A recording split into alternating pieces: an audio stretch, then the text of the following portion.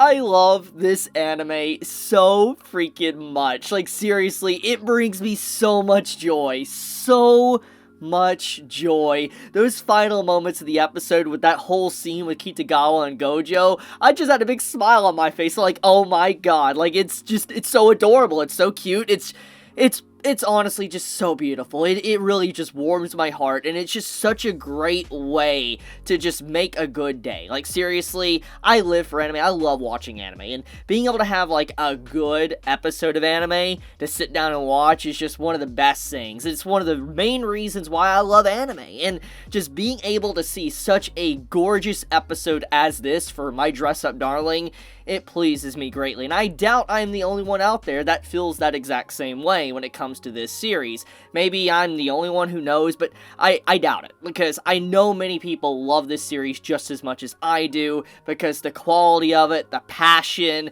just the storytelling, everything is good, and yes, even the fan service is good as well. So let's just get right into it. Let's talk about something I know many are going to be asking about, and let's get it out of the way first. So there was some symbols on Kitagawa's leg when the wind blew up her skirt, and many are probably going to wonder, what does that mean? Well, I'm going to make this short and simple and try not to have YouTube be angry with me, so let's explain this the best I can.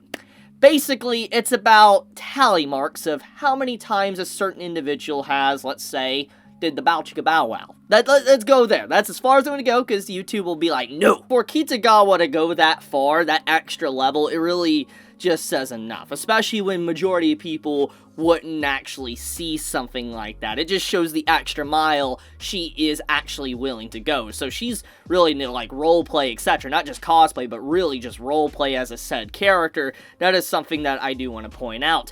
But okay, let's get off that topic, and I guess let's just talk about that finale, because that's something I really want to talk about first before anything else, because there's a lot that happened in this episode, believe me, there is, but I really want to talk about the finale, because it's such a good way to wrap up the episode, just a ribbon on top of a gorgeous episode with so much passion that was just pressed into this episode. So, the scene on the train. Gojo, he has quite the whiplash of emotions, because it starts off where he believes that it's over. For instance, this is the last time that he's really going to hang out with Kitagawa, because, you know, he helped her become, you know, Shizuku-tan, and basically got to cosplay. She got to do what she wanted. And he's like, I helped her out, I did my job, and this was fun. And then you see him feeling depressed, sad, because this is probably maybe the last time he's going to do that. Because, like, in his mind, he doesn't think that she wants to be any other character, because that's the character she wants to be. So he visualizes that he's already made her outfit. There's no reason anymore for him to potentially go with her anymore, to cosplay events, etc. So he felt very down in the dumps, like, it's over, it's the end, and this probably won't ever happen again. And just as his emotions hit almost rock bottom, Kitagawa just says out of nowhere, like, oh, let's get started for the next cosplay. What are we going to do next for my next outfit? And just the way she casually says this to him is really beautiful, and it makes so much sense, because a lot of people's everyday life worries, like the day-to-day worries we all have, is something that gets settled just like that. Like, let's be honest here.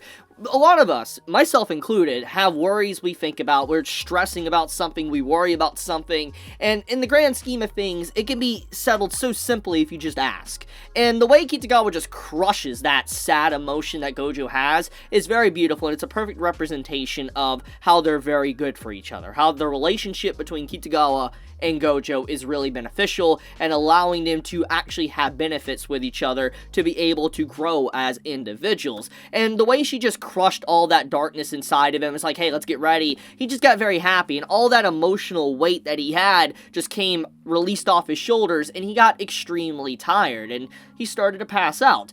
And basically, as he was passing out, he looked over at Kitagawa, and he saw her Shizuku-tan. And his emotion, his raw emotion, the way he expressed it was beautiful. And regardless of him slipping in and out of being awake and asleep, his emotions probably were very real. He was saying that from the bottom of his heart. And when he finally passed out, Kitagawa, she realized the message, the theme, the motive of what that meant for him to even utter those words, and she got incredibly embarrassed because, as he said himself early on, he doesn't just say beautiful, he doesn't just say pretty willy-nilly. He says it if he truly means it, because the words have so much importance to him. And so when he uttered those words, regardless of being half asleep or not, Kitagawa took it in that way like, holy crap, he acknowledged that I was pretty. And that was just so much for her. It really hit her like a truck in terms of emotions, and she got embarrassed. And I think that's a very beautiful moment, because from everything we see from Kitagawa's character, she's shameless. That's what she looks like. She looks like she has no filter. She's shameless. I mean, she literally was just playing with the boob bag throughout the episode, and then, like I said, with the wind knocking up her skirt, and you see the tally marks on her, to just, you know, the sweat scene. There's so much stuff that happens throughout the episode in terms of fan service, and you'd think that she's a very shameless individual, but when you have a scene like that where she gets very embarrassed and she blushes, it's like a whole different side of Kitagawa that we don't normally get to see, and it's so amazing when we do get to see a scene like that from her. But sadly, Gojo wasn't able to actually witness that scene because obviously he passed out. So I do think that it's very interesting the way the story keeps kind of doing this type of stuff, where Gojo is seeing this very shameless or unfiltered like, you know, Kitagawa, without actually seeing her very cute or blushing side. That is something I do want to point out, is that, you know, he has never gotten to see that side of her, and so he keeps seeing the side of her, how she's just such a beautiful woman, and at the same time she just continues to do these, you know, shameless acts, and it's just like, she doesn't seem to really care at all. And that's what's interesting about their dynamic so far, and why I think that final scene is so great, to really just top off the episode, because she does have that type of emotion, and I feel like it's probably going to be harder and harder for her to potentially cosplay in front of Gojo, because she's going to develop feelings for him. So let's talk about that, in terms of relationship, emotion, etc., and what's really going on. Currently at this stage, do I think that there is any romantic feelings between the character? Gojo, I don't think so. I feel like he is fascinated with Kitagawa, but I don't think he's technically in love with her yet. Now, Kitagawa, on the other hand, she probably might have been already in love with him, or she is now falling in love with him thanks to some of the things that's happened in recent episodes. Whatever the case may be, I do think that they're in the very early stages of that romance, and we're probably going to start to see a lot of development on that side as the episodes carry on, because right now it's just their main first outing of cosplay, you know, showcasing what, you know, Gojo's capable of with his outfits, but also showcasing what Kitagawa is capable of when she wants to do poses and dress-ups in those said outfits. So it's a good episode to really just demonstrate how they work together as a pair, and how they can go so far with the future from this point onward. Now, I don't really know much about cosplaying, etc., but I'm going to assume that you could probably do cosplaying professionally. I'm assuming maybe the story might go down that direction. Maybe Gojo and Kitagawa, they take the cosplaying act as more of a real serious thing, and maybe actually try to be professional with it. Who really knows? The point I'm trying to get at, though, is that when it comes to My Dress Up Darling, it's a very good anime series, and just the entire ending sequence is a perfect bow on everything that the episode was building up towards. And I want to take a few moments to really talk about the culture, the cosplay culture that we got to see throughout this episode. I feel like any of us that have, you know, watched anime, read manga, we have seen scenes quite like this, like what happened in My Dress Up Darling with the cosplay events. It's something that's very popular. I mean, it happens in all sorts of cons around the world, but mainly in Japan, it's a really big focus.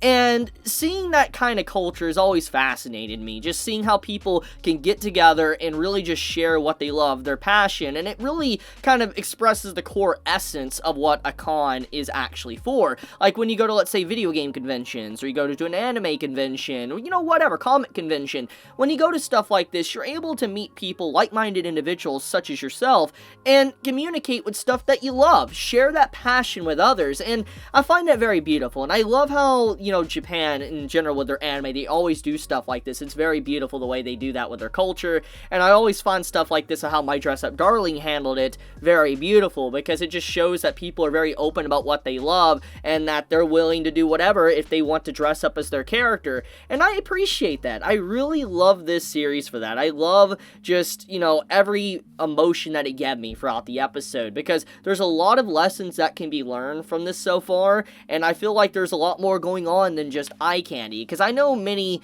are quick to look at it, say, oh, it's just a series about fan service, it's a series about, you know, just Kitagawa being beautiful, and that's it. But there's so much more to it than that. I mean, it's about a guy that literally has had nothing. He literally, you know, he was in a closed-off world by himself, depressed, dark, and alone, and he never really was able to express his emotions or feelings with anyone. And Kitagawa comes into his life, and he's able to finally have new opportunity, new life, and it's inspiring, honestly. And I love stories like that, and I think that this is a very good story to really just show that, you know, sometimes one person could just drag you out of that pit, that hole that you've been in your entire life, and it just takes one good day, and there you go. So I really like My Dress Up Darling. I've been having such a good time with it, and hopefully I'm not the only one that has been enjoying it, and hopefully, you know, I don't sound long-winded with my videos on this, but if you somehow did continue watching the video to this very point, I really do appreciate it. I've been enjoying, you know, the community for My Dress Up Darling, talking with all of you guys in the comment section, on social media.